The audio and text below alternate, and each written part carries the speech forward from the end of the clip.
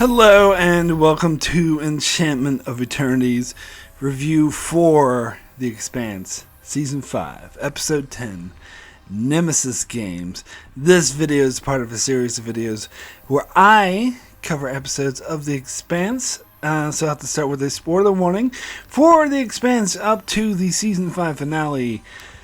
Season 5, Episode 10, Nemesis Games. If you haven't seen up to this episode, you will not want to watch this video, otherwise some things will be spoiled for you. So, wow. That, my friends, is what I call a season finale. I just watched the episode. I'm still reeling from it, even though I had read the books and I knew it was coming. That it really satisfies, really a lot. Now, it's not to say I didn't have some issues. Most of my issues revolve around a certain character death, but I'll get to that later. First, god damn, I don't even know where to begin with this episode. Let's start with a huge battle between the Rosinante and the fight to attack the Rosinante, where we see Drummer and her fleet was sent with two other free Navy ships to destroy the Rosinante, but instead Drummer decides to double-cross Kral and attack the other free Navy ships to give the Rosinante a fighting chance, which they succeed, and they win. They beat the battle. Now, first of all, I gotta talk about the build up to this battle, which I thought was amazing, because when Holden spotted those ships, he was just like, well, Monica's like, well, do we have a chance of winning? And Bull, being a smart, is like, oh, do you want me to give you a tactical breakdown? And Holden's just like, no. Flat out, no, we do not. We are fucked. And so his plan was to go in guns blazing and give them, go out in a blaze of glory, so to speak, and give them a huge fight to the death in order to buy time for Alex to rescue Naomi. And I absolutely love that, because even during the battle, Bull's like, oh, we should do this and blah, blah, blah, and this tactic, and Holden has to correct him. He's like, our objective isn't to win. Our objective is to delay them as much as possible, because he knows that they absolutely can't win. I like how Bull's sort of remark to that was, well, it'd be nice to win. But it turns out they did, because unforeseen to them, Drummer is turned on her Free Navy allies. And it was interesting the way Holden... Bull was suggesting that they sort of help the Belters attack each other, and Holden's more inclined to sort of stay out of it, because of course he didn't understand the situation, didn't know what was going on.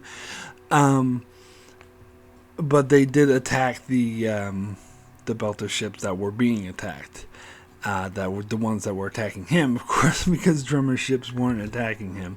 They were attacking the other Free Navy ships. And so they did win the battle. And this was quite... I don't know if it was unexpected. I think from a story standpoint, you know that our hero is James Holden, our hero is the Rosinante, and our hero is Drummer. So you know that Drummer's not going to destroy the Rosinante from... you're not even talking about the books. Just as a show watcher who's never read the books. You know that the Rosinante is not gonna... they're the heroes of the show, and Drummer's the heroes of the show. They're not gonna have her kill James Holden, although that would be quite a turn, but it would leave the show with nowhere to go, really. So, I mean, maybe they possibly could do it, but you know that they're not going to. So you know Drummer is going to turn on Kral, but it was still... You still had your doubts. Drummer, as I talked about last week, was still in a very tough conundrum. She was in a tough spot because, and I'll touch more on the consequences, because she knew the consequences.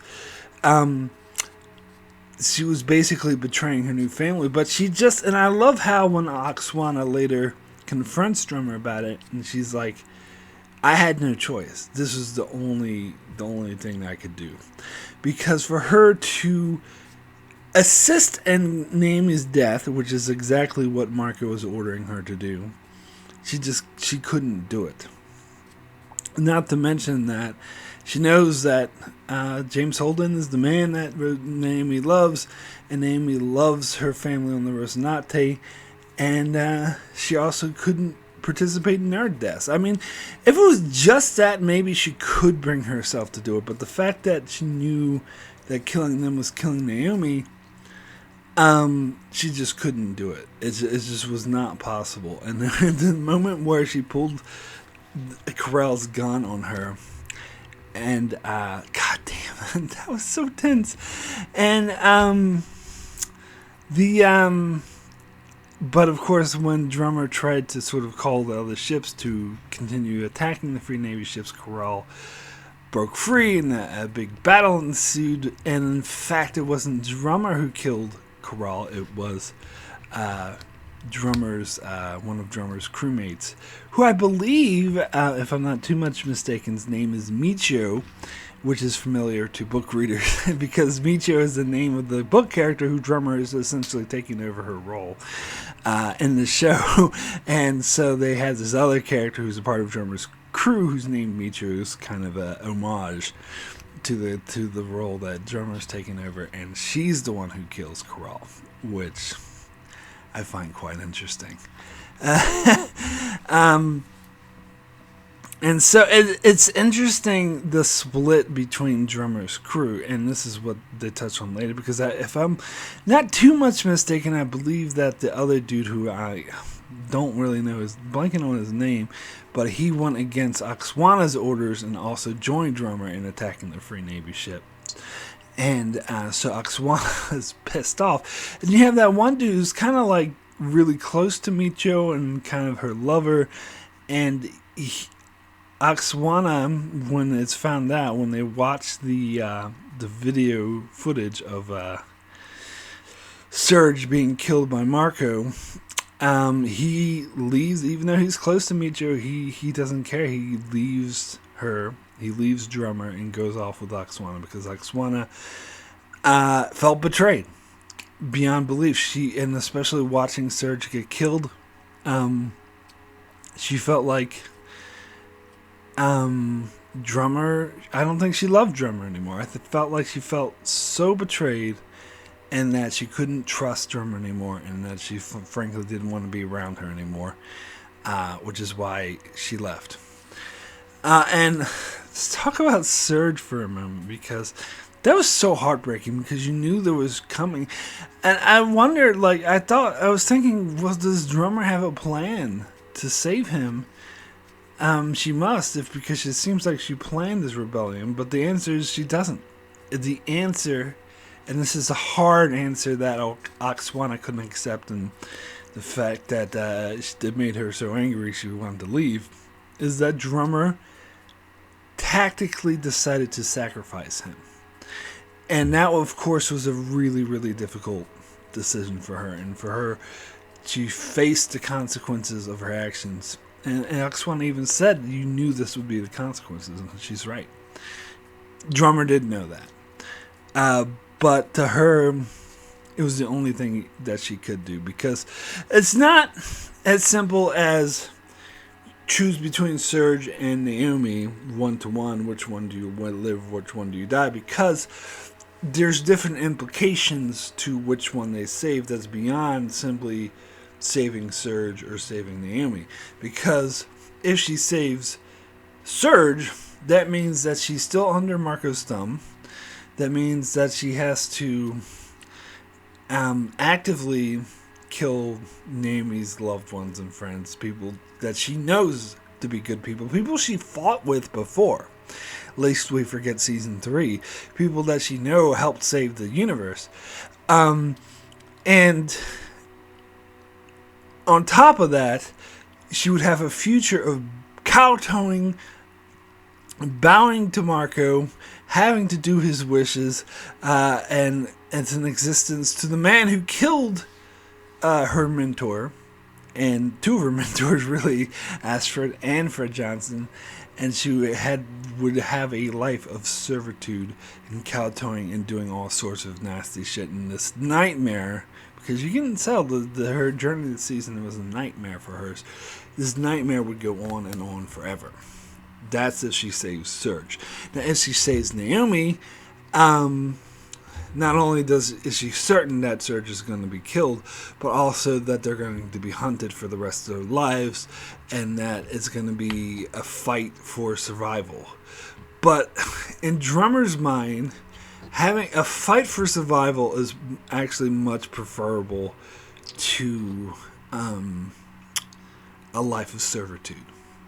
And if she dies, if Marco kills her, then so be it. At least she tried. At least she went out on her own terms, doing what she felt was right, not what someone else is forcing her to do out of the barrel of a gun. Now, you could say, well, she had this decision earlier in the season when Marco first asked her to join forces, and she could have said no then. But she wasn't quite in a position to say no then, because it wasn't like the force of everything wasn't really brought to her back then. Plus, her family were all sort of urging her to join Marco in order to save them. But then, when she was actually put through the paces and put through the hell of being forced to do shit that she knew wasn't right, and she experienced firsthand what life under Marco would be like, it really gave her an experience that changed her mind, that really gave her a different point of view. And plus, what Marco was asking her to do was flat out unacceptable to her, and that she'd rather die than do it. And so that brings it back to, it's not a choice between do I save Serge or do I save Naomi. It's a choice between, do I live a life of servitude or do I go out on my own terms and fight for what I know is right. And so that's why she chose that. Not so much that she loves Naomi more than Serge, which may or may not be the case. I'm not saying that, but that's not the only factor to consider, is what I'm saying. So she says she chose not just Naomi, but she also chose doing what she felt was right and getting out of under the thumb of Marco. Consequences be damned. Now, she was willing to do this, but Oksana, of course, was not.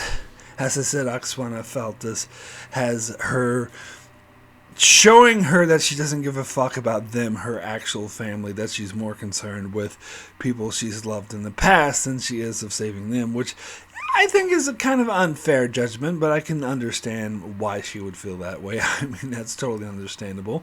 And it seems like the dude, blonde-haired dude, who I'm blanking on his name, he also agreed, because he was one of the people who really urged her to join Marco in the first place. So he wasn't okay with this, especially after seeing Serge get killed. But I like how the other dude, again blanking on his name, dark-haired dude, Oksana tried to get him to go with her, but he's like, no. Because he also wanted to do what was right. Because, mind you, he has no attachment to Naomi whatsoever, but he also is like, just sick of Corral and her bullshit. And Michio, of course, killed Corral, and so she was fully devoted to Drummer. So yeah, they pretty much, this was a family. This was a polyamorous, I wouldn't say couple because there were 6 of them, but this was a family basically. And they're split up. They're broken up because of this. 1 died, 2 left. And now there's just 3. And when Oksana said, like, Drummer is like, please, you can still stay with us. And Oksana's like, there's nothing worth staying for. It's because she doesn't love Naomi. I mean, not Naomi, sorry, Drummer. She doesn't trust or love her anymore after what she did. She felt utterly betrayed. And I suppose blonde-haired dude felt the same way. So that was heartbreaking. It was a really, really powerful, heartbreaking scene. It was such a strong moral dilemma, and not to mention that whole battle was fucking intense. It may be one of the best, if not the singular best battle of the entire show has ever done. So then we get Naomi and her rescue from Alex, where she knows that Alex tries to dock. They'll all be killed. They'll both be killed, and both ships will be destroyed. So she purposely puts the Czechoslovakia in a spin, but Alex, the stubborn asshole he is, what she call a crazy idiot. The name he called him. He is determined to dock anyway. Even then, that Bobby tries to warn him that it's more dangerous. They could all die from it. But he's so determined to save Naomi.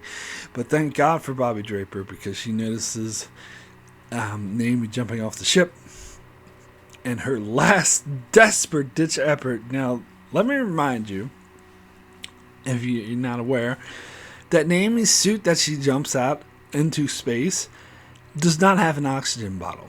The only oxygen in that suit is what was in there to begin with. So it depletes fast, which is what we see, how she's like near death, and god damn, she's like in the worst possible state after all the beating, all the abuse that she's taken. On this desperate attempt to try to save her and to save her friends.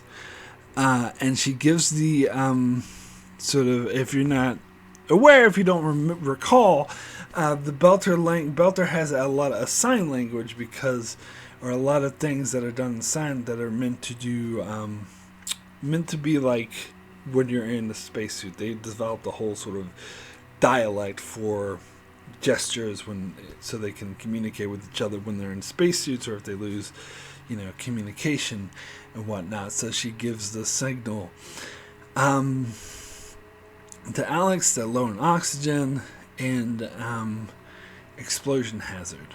And so they figure out that if the screaming firehawk or the Razorback goes too close to the Czechoslovakia, they'll both explode. So instead, Bobby goes out in a spacesuit. And that was I cried. I gotta be honest. I cried during that scene, even though, again, this is from the books. I read it from the book. I knew it was coming, but I still, the music and the way the actors played it, and then just the emotional build-up that the episode, like, so strongly earned, was heartbreaking. Like, I cried, like, when Bobby saved Naomi. It was just amazing. But, the part I didn't cry at, now it's time to get into this, is when Bobby said, Alex. Now, first of all, let me admit to being wrong, and when I do my live discussion in a couple days with Don Willie, I will personally apologize to him, because he predicted something like this would happen, and I was like, nah, it's not going to happen. I was so insistent that Alex would not die this season, because before the controversy with Cass Anvar, because it's been confirmed, if you're not aware, it's been confirmed that Cass Anvar will not be in season 6. We know this before season 5 even aired, because of a sort of scandal, controversy, whatnot, involving the actor. And so, but I was thinking, my line of thought was that season 5 was already filmed and in the can, and they were still editing it, but it was already filmed and over with but when this controversy happened. But it seems like I was wrong. Either it wasn't finished filming, or they decided to go back and do some reshoots and change the ending. And I wonder if that's the case. It would be interesting to see the original footage of Alex surviving, if they actually did film that originally and then they went back and filmed other takes where he died, which I think may be the case, but I don't know. That's just wild speculation, because I was wrong about. See, I thought they were already editing, and there was no way they were going to refilm parts of him dying. But when I'm wrong, and I gotta admit, I was totally wrong about that. Now, is that why I didn't like it? Because I was wrong? Hell no. Fuck no. I've been wrong about stuff before, and I absolutely loved. I love being wrong sometimes, because what this show does is actually much better. In this case, not so much. In this case, it was pretty much exactly how I feared it would be. I felt forced and out of place. Now, they did do the best that they could with what they had. I will give them credit for that.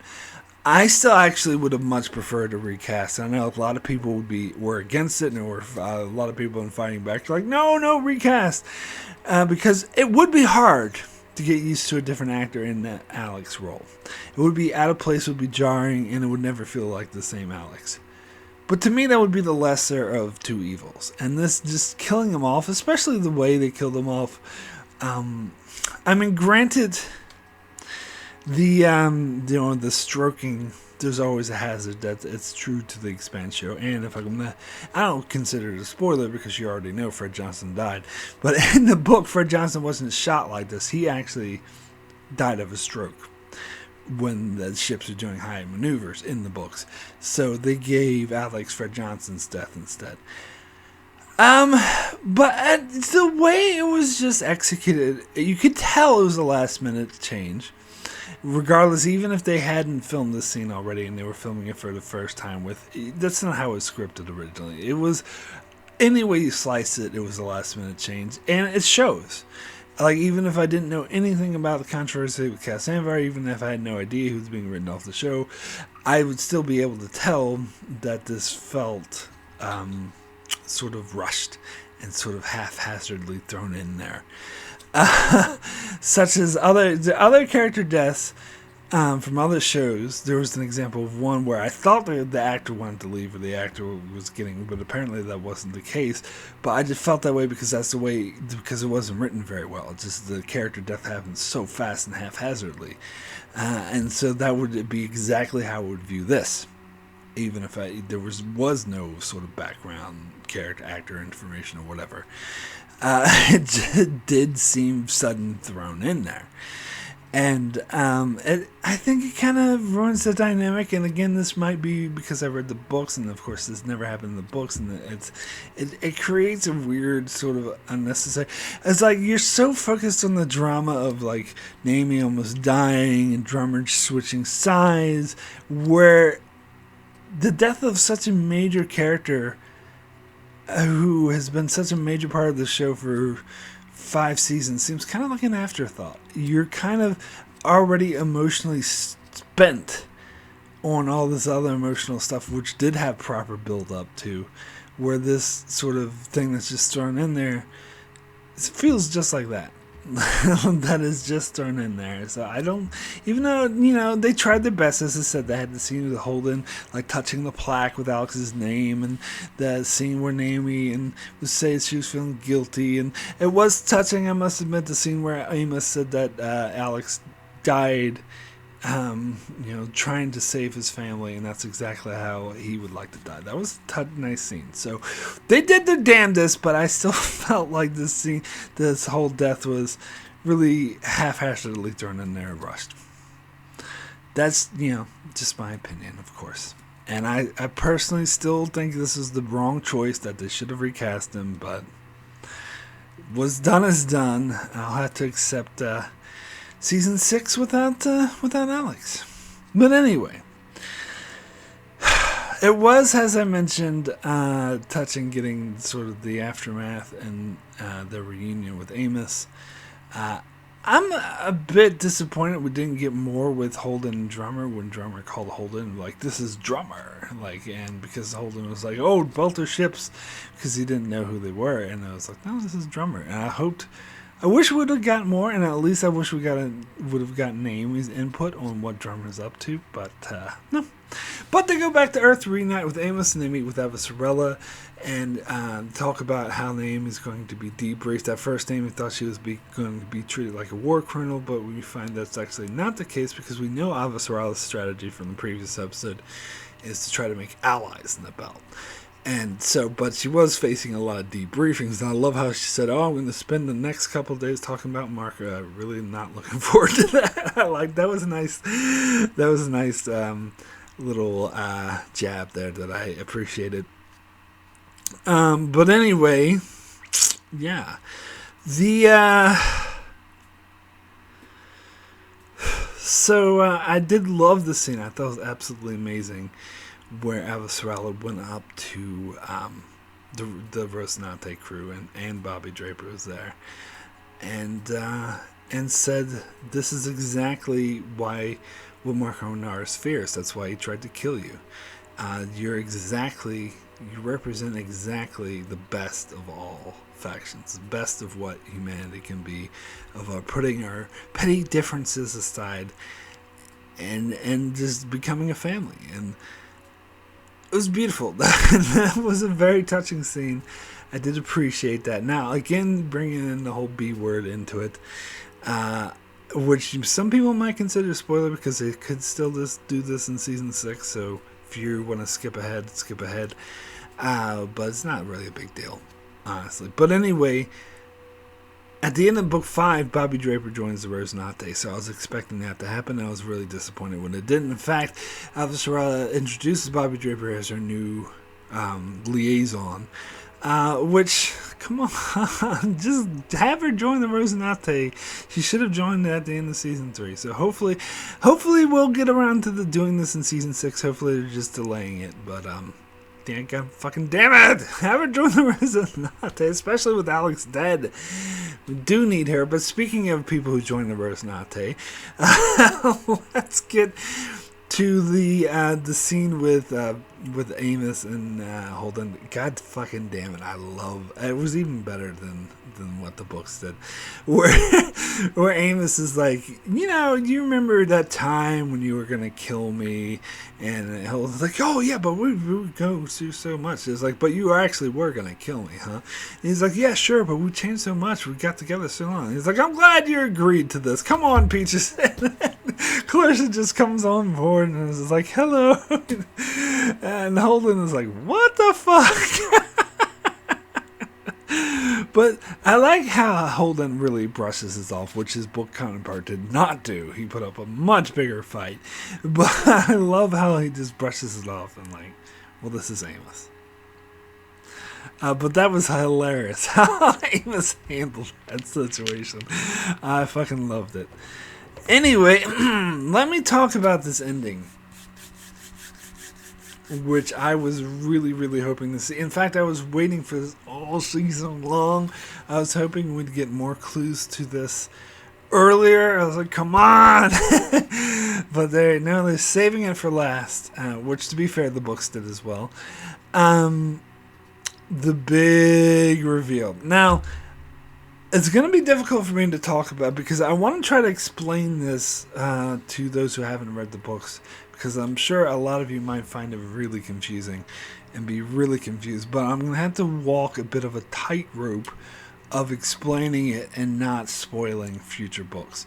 Now, if someone out there is like super, super, super sensitive to spoilers, like super, super expensive, they don't even want to know the tiniest bit of inclination of where the story might go, then this is probably your chance to head out. And thanks a lot for watching. Glad you checked out my channel and supported this. Very much appreciate it. But for those of you who aren't so sensitive, who don't mind, it's not going to be spoiler. Don't worry, I'm not going to spoil any plot points. As I said, I'm going to try to walk this tightrope.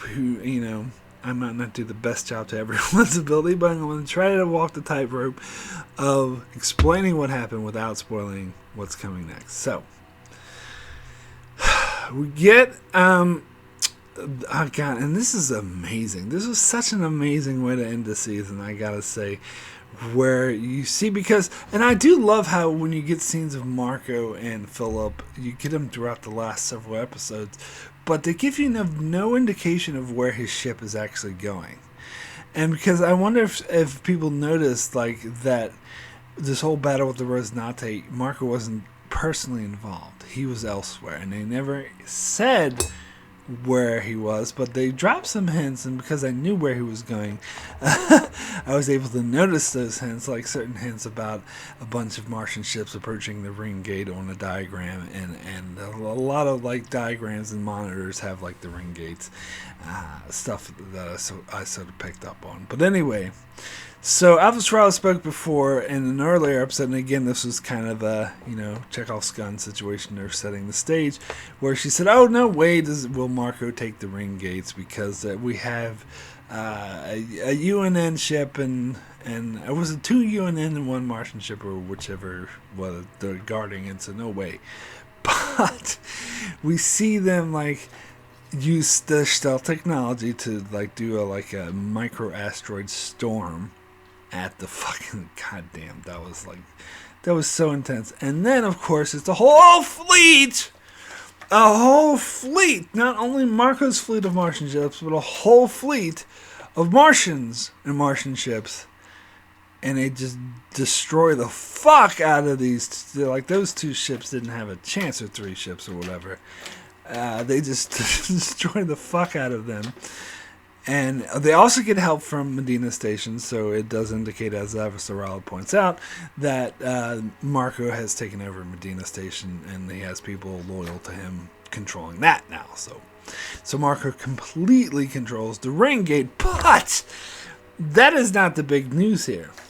The big news is pretty much what I think the missing link a lot of people were missing throughout the season, because a lot of people was like, oh, how can Marco accomplish this, or how can Marco hope to survive, or Marco doesn't really have a chance, or whatever. But now aware that he has a lot of help from a pretty less sizable portion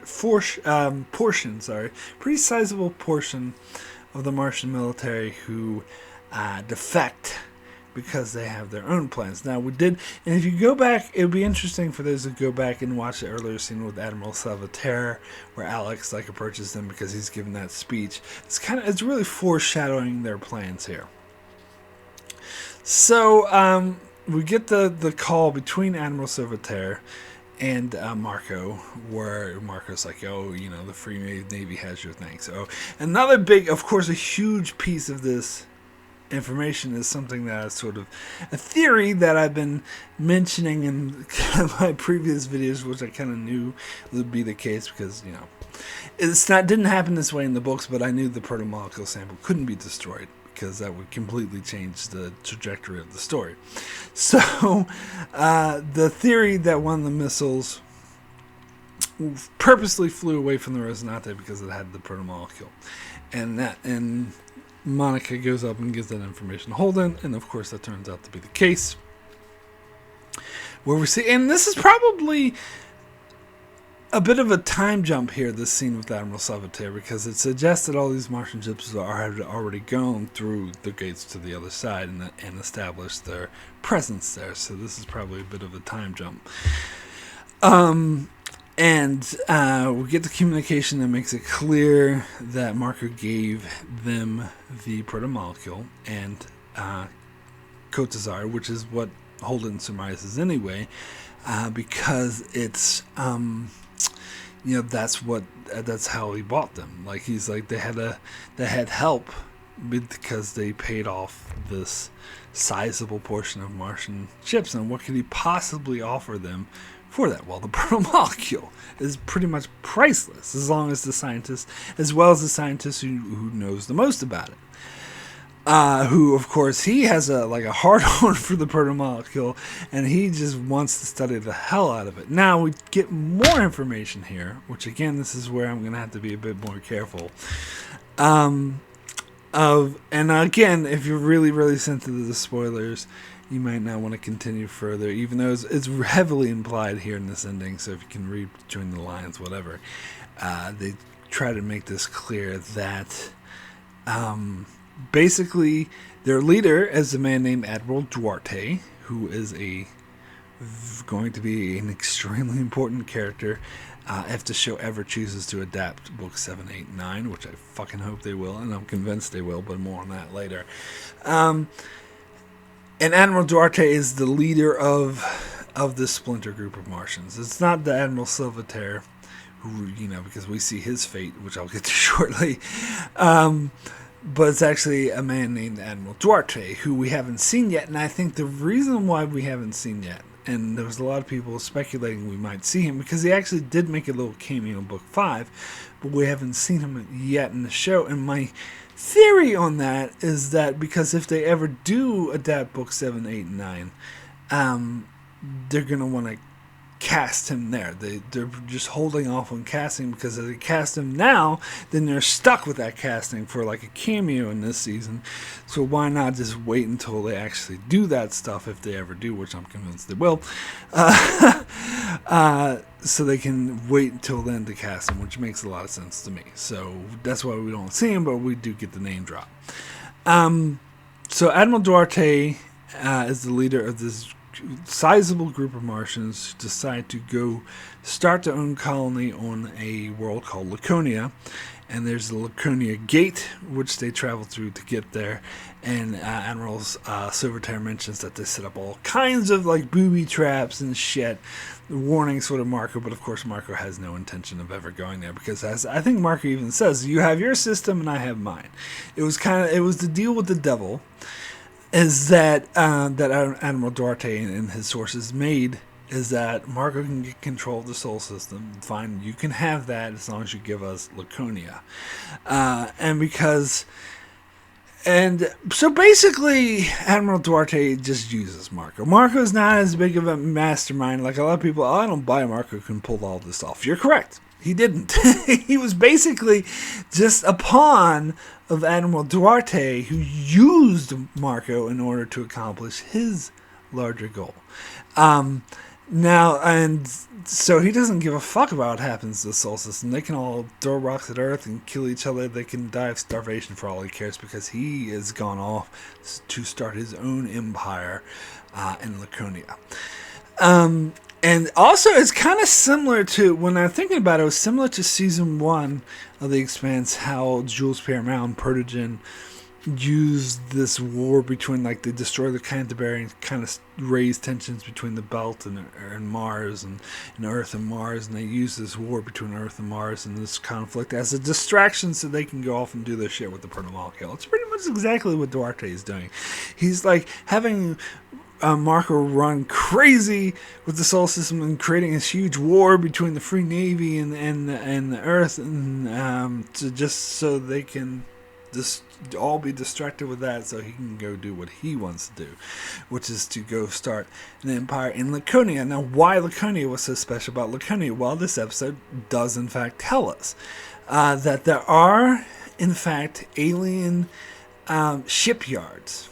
And this is what we see in the ending credits, the after credits. If you watch the credits, they have a little after ship where they show the alien ship that is in orbit of Laconia, as well as shipyards and all this technology, which, as we see from communication from Kodazar, that were turned on when they introduced the protomolecule sample, which is why it was so important they get that sample. And so they have access to all this alien technology. And so that was their point. And also we get the scene between Admiral Silvertear and what's-her-face, can't remember her name, that indicates the kind of tone that does the kind of empire that Laconia will be, because they're like, oh, we have to be really strict, and if you break even the smallest rule, you get a bullet in the head, and what's with that bracelet? Give it here. So that shows you what kind of sort of dictatorship, I think is the word I'm looking for, they're going to be building. Because remember, Mars has always been kind of like a Soviet Union metaphor, I believe. They've always been sort of the more harsher, warlike faction. And this is strictly a military, like the hardest edge military faction of that. So this is like even more harsh, even more strict, even more militaristic. That is the kind of empire they'll be building over in Laconia. And so we see that they have access to the protomolecule, they have access to alien shipyards, and all this protomolecule technology that they have working for them, as well as the scientist who knows most about it, who knows most how to use it. Now, I'm going to say something, again, some people might consider spoily, but I actually think I'm doing you a favor. If you're expecting this story to be resolved in any way in Season 6, I would curb those expectations because I don't think that's going to happen. If the show stays true to the books, which I'm certain it will, this isn't touched on at all in book 6. So it probably will not be touched on at all in season 6. So what it is basic, but it's setting up the foundation of what books 7, 8, and 9 are all about. And so that's why I'm convinced they're going to do books 7, 8, and 9. I think, and if, as I said, I talked about this in a lot of previous videos, that if you listen to any of the way the showrunners, the authors of the books, they all talk, people involved with Alcon, they all say, well, season 6 is going to be last season, but it's not going to be the end of everything. Like, they heavily imply, like Alcon, who owns the Expanse, says, oh, we are determined, we're like, for the future of this IP, of the future of this franchise, suggesting they will do future things. So I'm convinced that they will do books 7, 8, and 9 as movies, like Amazon movies or miniseries. And some people thought, oh, well, how are they going to cram all this material into just a 2-hour movie? I think it's doable. Or maybe even like a 4-hour miniseries. I don't think they necessarily need to hold it out or in a 10-episode season. And more to the point, if they do a shorter medium, like a 2-hour movie or a 4-hour miniseries, they can spend more money on special effects, because instead of having to have a budget for 10 episodes, they have a budget for 1 2-hour movie or 2 2-hour movies. And therefore, they'll be able to do a lot more visual effects, which is what would be required in adapting books 7, 8, and 9. And sort of do a spectacular event. So I'm convinced. I mean, if they never adapt these books, I will be so fucking disappointed. You will not know. But I'm convinced that's going to be the case. Because if it's not, then this storyline here, this whole ending, will go unresolved. Unless, of course, they found the way to work that into season 6, but I really don't see it as possible. And the showrunners, Naren Shankar, hey kitty, you see my kitty in the background? Anyway, they confirmed, yeah, he's like really nice over my shoulder there. Anyway, they confirmed that season 6 will end with book 6. So I'm not going to like bring in all this material from the book 7, 8, and 9 at the end of season 6. And season 6 ends at book 6, and I'm convinced it also means none of this is going to be touched on. And maybe we'll get like one foreboding scene, but basically this is book 7, 8, and 9 setup material. So that's why they have to do it. They have to do it now because they included the scene. So I'm convinced they will. And everyone's saying, oh, the show's not canceled. It's just season 6 is going to be the last season of the show. I'm convinced that they're going to be TV movies or miniseries or something. Definitely going to adapt book 7, 8, and 9. Definitely. No question. Anyway, one more scene that I have to kind of tightrope around is when Admiral Savitar and his ship go through the ring gate, something weird happens. Ooh. Now, they might change what happens to the book, but this is actually an important plot point for book 6, not even book 7. So that and this is actually something that was brought up way earlier in book 5. They were foreshadowing this, but in season 5 didn't foreshadow this at all. So anyway, the ship mysteriously now what happens is basically and I know like they did the best job they could to explain this visually. Of course, the novels, the words go into detail on what's happening here. That basically, as soon as that ship entered the ring gate, it's just deconstructed. Like molecule by molecule, it just like vanished. It completely popped. It's not a very technical way for me to describe it. Sorry, it's been a while since I read the books. But all those people are dead, basically. And yeah, the ship just deconstructed molecule by molecule as soon as it entered.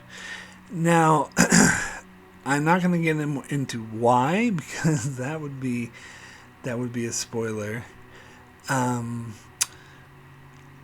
don't think random. I want to use the word random, but that's not accurate. And book readers would correct me. The word random isn't accurate, but kind of is. I don't know. But yeah. So that's what happened to that ship. They're dead. The whole thing like deconstructed atom by atom because of a part of the something to do with the ring gates. That's all I'll say. But goddamn, what an awesome ending! Fuck, I love that ending. Alright, so my rating for Nemesis Game out of 10, I cannot give this anything other than a 10. The best. Absolutely loved this episode. Sort of hit my nerd places all in the right place. I guess, as I said, the only kind of complaint I had is Alex's death, which was rushed and just thrown in there. I really wish they would have went with the recast instead, but I'm just going to accept that they didn't and move on with my life, because that's what they decided to do, and so that's what they decided to do. To be fair, both choices were bad choices, so it would have sucked either way. Personally, I would have thought a recast would have been the lesser of two evils, but here we are.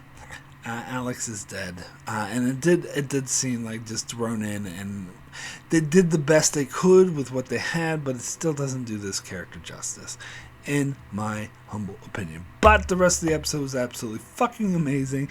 The battle sequences are on point. The moral dilemma between that drummer had to choose, and Holden coming out alive, and then reunited with Naomi, and how she fought to save her life, and that ending that revealed Marco taking over the ring gate, and the true power behind Marco Duarte, and who are now going to refer them to themselves as Laconians. Ooh. God damn, that was so good. Anyway, that is it for my review of The Expanse, but my Season 5 Expanse coverage is far from over. Well, not far from over. I shall be back in just a couple days for my live discussion. I'll be joined by Darren from D's Reviews and Don Willie as we get together and we talk about this episode and dissect the fuck out of it. And that's going to be fun. You can join us. I'll put a link in the description below. It will be Thursday night, 9 p.m. Eastern Standard Time, 6 p.m. West Coast Time, as always. And check out the link if you live in a different time zone. It will tell you what time it will be. And also, next week I shall return with my full-length Season 5 review, where I will cover all of Season 5, and in addition to that, I will do yet another live discussion, joined by the whole crew. Darren from D's Reviews, Don Willie, and Alyssa will make her triumphant return as we all dissect Season 5 as a whole. So be sure to be on the lookout for those, and check out my channel for many more Expanse material, as well as videos on lots of other shows like Star Trek, Breaking Bad, The Outer Limits, and more. So be sure to subscribe so you can keep up with all of that. And thank you so much for checking out this video. Very much appreciate it. We'll see you next time.